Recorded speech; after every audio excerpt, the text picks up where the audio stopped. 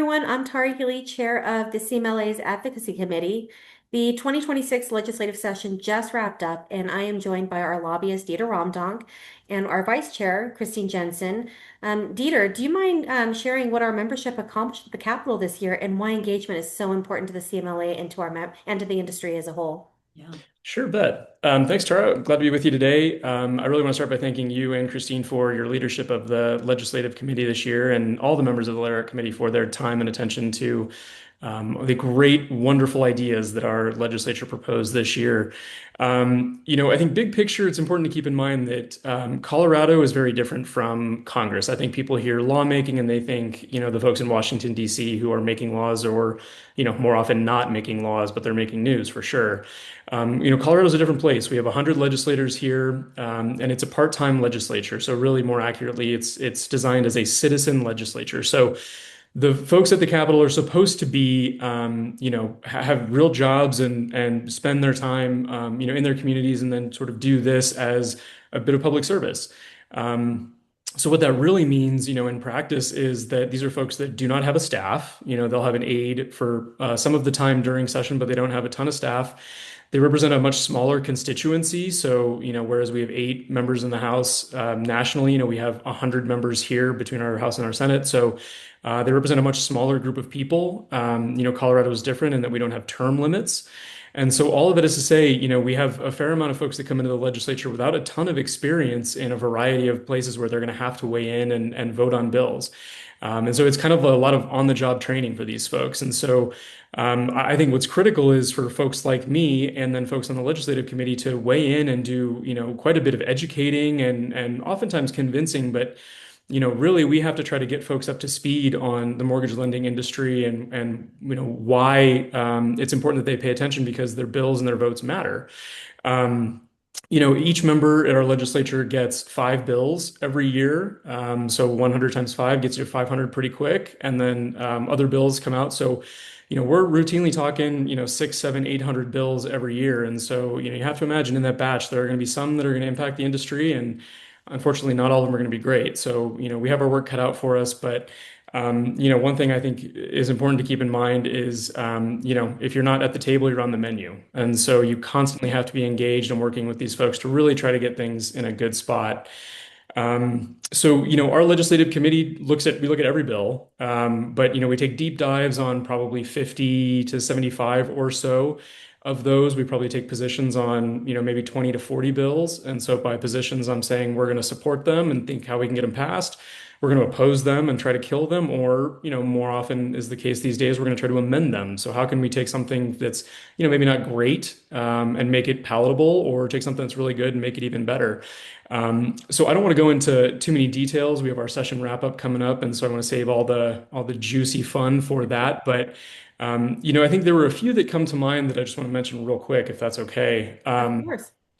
We were the first state in 2024 to pass an AI bill. I think everyone's aware of that. I would, venture to say it probably wasn't everyone's favorite piece of legislation. I think pretty much no one was happy with it, frankly, at the end of the day, which is why we saw multiple attempts to fix it over the years.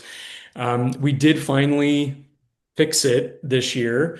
We were heavily involved in that bill, trying to get it to a good spot for the industry. And now that moves to rulemaking, actually. And so, sort of a different forum for us to advocate and try to get some changes for the industry. But that bill did pass this year. Another one that I want to mention quickly is surveillance pricing. This is one that, was not targeted at the mortgage lending industry. And in fact, it was amended to try to not impact the lending industry, but that change to it didn't go far enough. And in fact, Christine testified in committee to say that this bill could be a real problem and, not the goal of the proponents to try to loop in the industry, but certainly, did. So we had to work very hard to get some amendments in that one. And there's some big news on that, but I'll keep that for the wrap up. And then finally, again, in the vein of, bills that maybe weren't intending to impact the industry, but ultimately do, we saw a bill dealing with on-bill financing, which is a way for homeowners to make improvements to their home from an energy perspective, but essentially finance the cost of those improvements on their utility bill every month.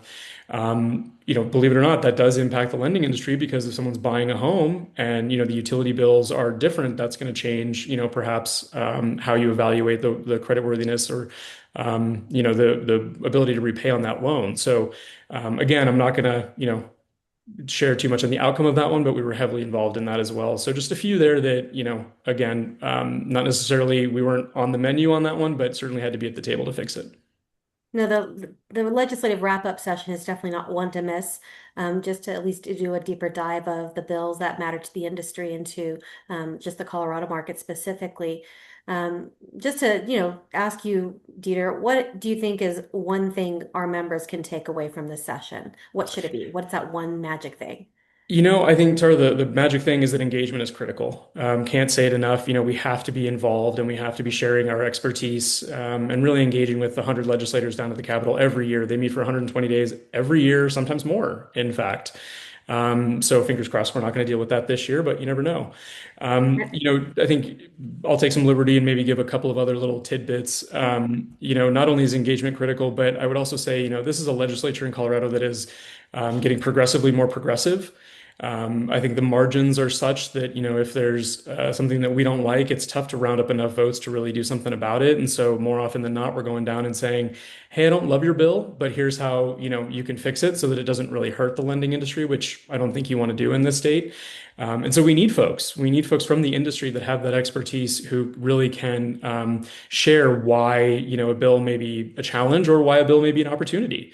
And really share sort of from an industry perspective and say, this is something I do every day, and this is why what you're proposing is going to matter to not only me and my business, but to the folks that, want to buy homes in this state. The other thing I think, folks I'm sure are seeing it now, and as we get closer to November, folks are going to want to turn off their TVs and not answer those text messages and phone calls, but it's an election year. So, as I mentioned, we don't have term limits and we'll see a fair amount of turnover at the legislature next year. And so the process of educating folks and getting them up to speed, takes a fair amount of time and attention.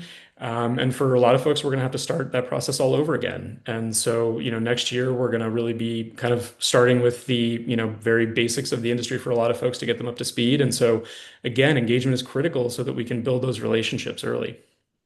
And just to add to And that, oh, sorry, go ahead, Christine. yeah, I was just going to mention also, I think it's so important for CMLA members to understand the impact that each one of these decisions is having on their operations tomorrow.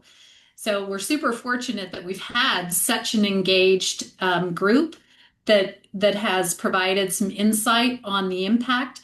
But our members need to come to the legislative wrap up so that they can hear specifically what happened this session. And we just touched on highlights of a couple, but what impact this will have on their business starting tomorrow.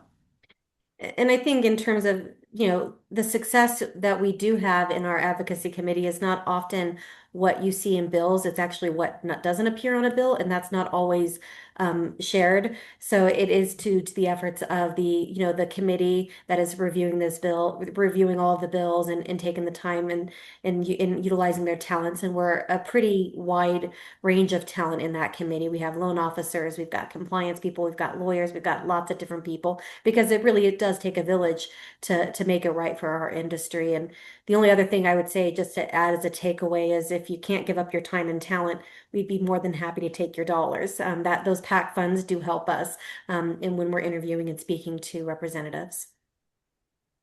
Perfect. So, friends, please join us on June 23rd for the CMLA wrap-up session. You'll find all of the registration and contact information here linked below. Tara, Dieter, thank you. Thank you. You bet.